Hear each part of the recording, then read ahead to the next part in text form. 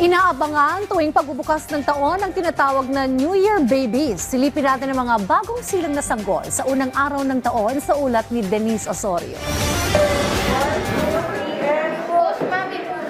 Eksaktong pagpatak ng alas 12 kanina, ipinanganak ang New Year Baby ng 2025 sa bagong Dr. Jose Fabella Memorial Hospital sa Tayuman, Manila. 12:00:01, isang segundo lang ang lumipas. Hindi na mapigilan ang sigla, tuwa at ginhawa nang lumabas mula sa sinapupunan si Baby Alea Jade. Ayon kay Fabella Senior House Office Dr. Jeglen Cruz, si Mommy Lea May Razo ang unang nanganak sa pagsapit ng bagong taon sa bagong Fabella Hospital. Yung New Year Baby brings hope, joy, and perseverance sa pamilya natin, sa community natin, and also as a nation. Dagdag pa ni Dr. Cruz, isa sa pinakamalaking maternal at newborn tertiary hospital ang Fabella sa Southeast Asia. Kaya mahalaga ang pagtatala ng ospital sa mga isinisilang na sanggol sa pagsapit ng bagong taon. At kahit na walang makukuhang incentives ang pagiging isang New Year Baby para sa taon na ito, wala pa rin silang babayaran para sa pagpapaanak. Definitely, wala silang babayaran po dito kasi nga it's a government hospital. Samantala, matapos makarecover ng kaunti, nakapanayam ko naman ang nanay ng pinakaunang baby ng Generation Beta ng Pilipinas. Ayon kay Mommy Lea, hindi daw niya ine-expect na magiging unang baby ng 2025 ang kanyang anak. January 4 po ang pinaka-baby.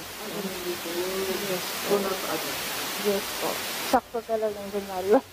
Giit din ni Lea na sa tamang pagpapalaki pa rin ang gagabay sa kanyang anak kahit nakasama na ang anak niya sa tinatawag na Generation Beta. Well, nasa pagpapalaki naman yan, tilimit na lang yung mga use ng gadgets hanggat hindi pa niya kaya intindihin. Ngayong taon na ang simula ng bagong generation na tinatawag na Generation Beta na ayon sa mga eksperto, lalaki silang napapaligiran ng advanced technology tulad ng Artificial Intelligence o AI, Augmented Reality o AR, at Virtual Reality o VR. Dagdag pa ng mga eksperto, iba na ang kakalakihang methods of education ng mga batang Gen Beta dahil sa pagkakatatag ng blended learning pagkatapos ng pandemya.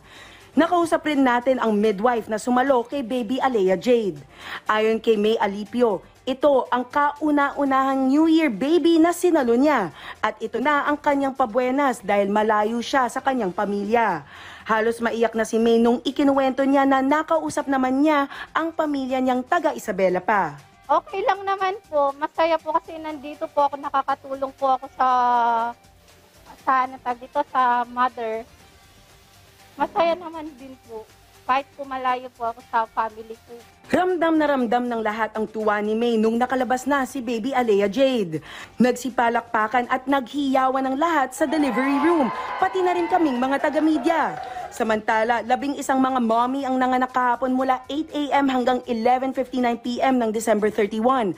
At para naman sa 2025, 4 na mommy na ang nanganak as of 7 a.m. ng January 1 sa National Maternity Hospital ng Pilipinas.